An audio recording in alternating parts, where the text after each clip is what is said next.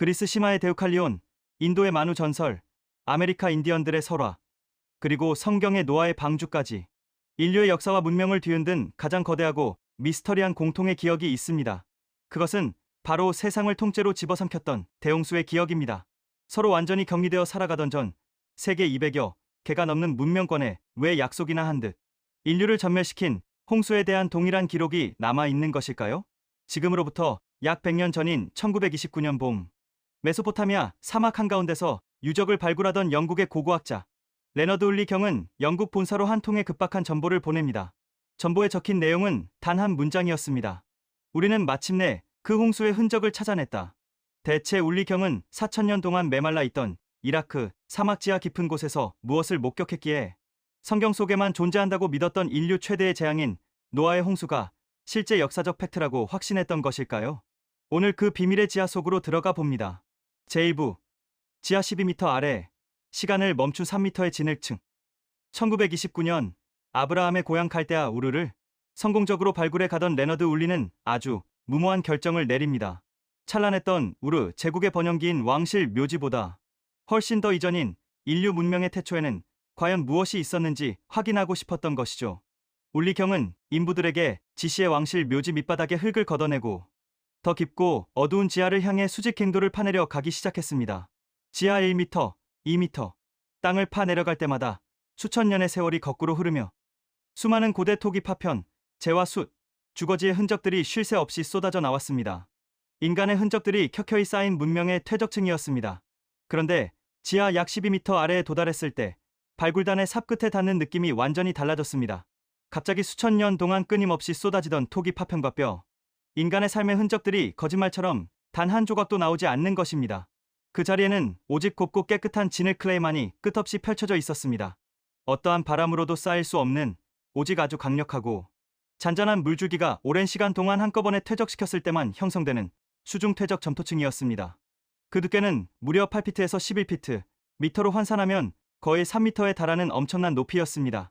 이 기묘하고 깨끗한 진흙벽을 멍하니 바라보고 있던 울리경에게 현장을 함께 지키던 그의 아내 캐서린 울리가 무심하게 툭 던진 한마디가 발굴 현장의 정적을 깨뜨렸습니다. 여보, 그야 당연히 홍수의 흔적이잖아요. 그 순간 레너드 울리는 벼락을 맞은 듯한 전율을 느꼈습니다. 이 3미터의 깨끗한 진흙층은 한때 이 땅 위에 존재했던 모든 인간의 문명을 거대한 물로 단숨에 덮어버리고 그 위에 완전히 새로운 세상을 올려놓았다는 움직일 수 없는 물증이었습니다. 제2부 진흙 아래의 세상과 점토판의 증언. 그러나 철저한 과학자였던 울리는 단지 느낌만으로 성경의 홍수를 선언할 수 없었습니다. 그는 단지 사방수 미터짜리 구덩이 하나 파놓고 노아의 홍수를 논할 수는 없다라며 더욱 완벽한 과학적 고증에 나섰습니다. 울리는 수많은 인부를 추가로 동원해 가로 22m, 세로 18m에 달하는 거대한 대형 갱도를 파헤치고 3m 두께의 이 거대한 진흙벽을 관통해 그 밑바닥까지 파내려 가기 시작했습니다. 과연 그 진흙 너머에는 무엇이 잠들어 있었을까요? 놀랍게도 3m의 두꺼운 진흙층을 뚫고 들어가자 그 밑에서 또다시 인간의 흔적이 나타났습니다. 하지만 그곳에서 나온 유물들은 진흙층 위에서 발견되었던 세련된 우르 제국의 유물들과는 차원이 다른 것이었습니다. 수백 년 전으로 퇴보한 듯한 아주 원시적인 형태의 석기 도구들, 손으로 거칠게 빚은 알 우바이드 시대의 토기 조각, 그리고 불을 피웠던 오래된 재들이 가득했습니다. 그것은 바로 홍수가 일어나기 전 대재앙으로 인해 사막 지하 깊은 곳에 영원히 갇혀버린 홍수 이전 세상의 비참한 종말의 현장이었습니다. 이 발견이 세상에 알려지자 역사학계는 큰 충격을 받았습니다. 인류 최초의 문명이라 불리는 수메르 문명의 가장 위대한 기록인 수메르 왕 명단 스미르 킹 레스제는 이러한 구절이 적혀 있었기 때문입니다. 그리고 대홍수가 땅을 휩쓸고 지나갔다.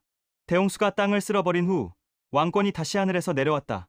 기원전 7세기 아시리아 제국의 수도 니네베 왕실 도서관 지하에서 발견된 길가메시 서사시 속대홍수 서사 역시 성경의 창세기와 소름 돋을 정도로 일치했습니다.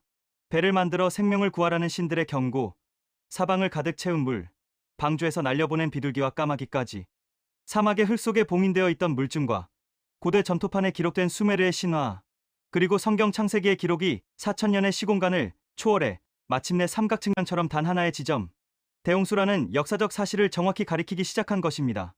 제3부 성경과 역사 단순한 강의 범람인가?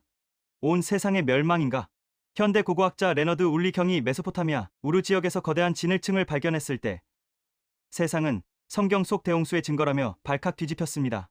물론 현대 지질학적 분석은 이것이 유프라테스 강과 티그리스 강의 초대형 범람, 즉 물리학적으로는 지역적 홍수였을 가능성이 크다고 말합니다. 하지만 여러분, 여기서 우리는 중요한 점을 놓쳐서는 안 됩니다. 단순히 지역적 한계라는 과학적 단어에 갇히면 성경이 말하고자 하는 진짜 역사를 보지 못합니다.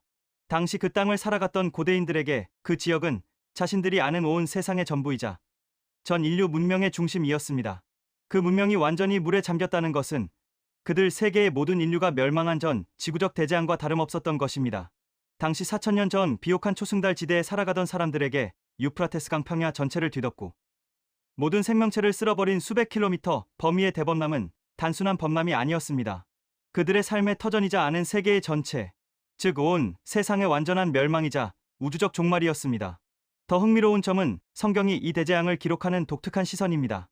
메소포타미아 신화 속 신들은 인간들이 너무 많고 시끄러워 잠을 잘 수 없다는 지극히 변덕스럽고 사소한 이유로 홍수를 일으켜 인류를 멸망시키려 합니다.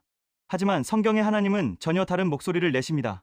창세기 6장은 홍수의 원인을 인간의 도덕적 타락과 땅을 가득 채운 포악함, 즉 죄악에 대한 공의로운 심판이라고 선언합니다. 창세기 6장 5절에서 7절, 여호와께서 사람의 죄악이 세상에 가득함과 그의 마음으로 생각하는 모든 계획이 항상 악할 뿐임을 보시고 땅 위에 사람 지으셨음을 한탄하사 마음에 근심하시고 이르시되 내가 창조한 사람을 내가 지면에서 쓸어버리되 사람으로부터 가축과 기는 것과 공중의 새까지 그리하리니 이는 내가 그것들을 지었음을 한탄함이니라 하시니라 라고 했습니다.